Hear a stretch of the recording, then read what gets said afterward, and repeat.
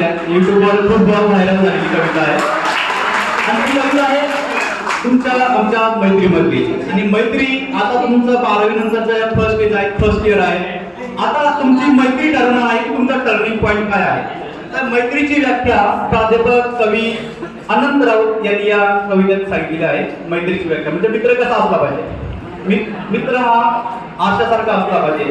Okay, मित्र हा आशासारखा असला पाहिजे. जीव हा दुःख ज्याच्यामुळे हसला पाहिजे असा मित्र आपला एक तरी मित्र असला पाहिजे. अंतराळी राहतो तो ईश्वर एकटा कैसा, नक्कीच त्याला फक्त एखादा तरी मित्र असला पाहिजे. म्हणजे कोणी असा माणूस नाही की तो एकटा राहू शकतो. त्याला कोणाला नाही कोणा तो मित्र असतो म्हणजे असतो. तर ती एक कविता तुमच्या समोर सादर करतो. ही सर्वांना माहिती आहे कविता.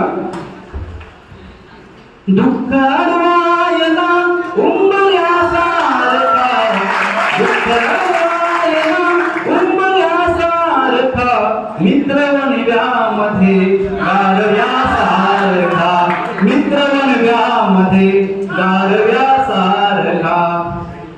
वाट चुकणार नाही जीवनभर कधी, वाट चुकणार नाही जीवनभर कधी. एक तू मित्र कर, एक तू मित्र कर आरशा सारखा, मित्र वनव्यामध्ये गारव्यासारखा, मित्र वनव्यामध्ये गारव्यासारखा. आत्महत्याच करणार नाही कुणी, आत्महत्याच करणार नाही कुणी. मित्र असे जवळ तर मनासारखा, मित्र वनव्यामध्ये गारव्यासारखा. चालताना मध्ये रात आली कधी, चालताना मध्ये रात आली कधी. मित्र येतो पुढे, मित्र येतो पुढे काचव्यासारखा, मित्र वनव्यामध्ये गारव्यासारखा, मित्र वनव्यामध्ये गारव्यासारखा. मैत्री चाटते गाय होऊन मना, मैत्री चाटते गाय होऊन मना.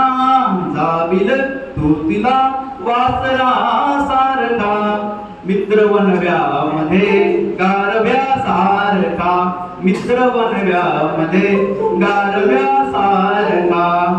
कावगा हिंडतो देव शोधायला, कावगा हिंडतो देव शोधायला.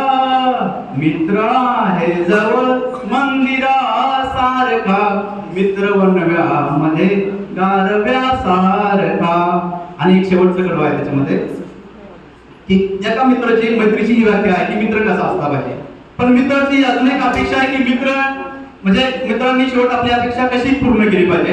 आणि म्हणजे मित्र आता आपण सर्वांना माफ करतो, आपण सर्वांना माफ करतो, पण आपल्या मित्रांनी आपण माफ करायला शिकलं पाहिजे. कारण की जेव्हा जीवनात काही घटना घडत असतात तेव्हा नातेवाईक नाही तर मित्रच काम येत असतात. माझ्या स्वतःच्या करोना काळात माझे नातेवाईक नाही तर माझे मित्र मला कामी आले आहेत. ज्या कठीण काळात मातेने साथ दिलेली आहे. तर चालताना मला देह ठेव असा हे ते शेवटचं कडवं आहे. आणि हे कडवं झाल्यानंतर ती कवितेचं त्यांनी एम केलेली आहे प्राध्यापक अनंत राऊत. तर ती मित्राची अपेक्षा आपण चुरगळलेल्या फुलांनी सुद्धा सुगंध देणे म्हणजे क्षमा हे भगवद्गीताने आपल्याला सांगितलं. त्याच्यामुळे आपण सर्वांना माफ करायला शिकलं पाहिजे. सोबतीने मिठू अंधार मित्रा, वेदनेचाही करू शृंगार मित्रा. घरत असे असते मजबूत मैत्रीचे, गैरसमजाचे नको बंधार मित्रा. तू दगा केलास तर असू दे, तू दगा केलास तर असू दे, तरी मी तुझ्या सोबत आहे मित्रा. वेगळे सावज नको लावू तू गळाला, वेगळे सावज नको लावू तू गळाला. तोच गळ घे, तोच गळ घे, मी पुन्हा फसणार त्याच मित्रा. तर एका मित्राची अपेक्षा आपल्या मित्रांकडून चालताना मला देह ठेवासा, चालताना मला देह ठेवासा. हात खांद्यावरी, हात खांद्यावरी टाकल्या सारखा, मित्र वनव्यामध्ये गारव्यासारखा, मित्र वनव्यामध्ये गारव्यासारखा. दुःख अडवायला उंबऱ्यासारखा, दुःख अडवायला उंबऱ्यासारखा, मित्र वनव्यामध्ये गारव्यासारखा, मित्र वनव्यामध्ये गारव्यासारखा. धन्यवाद.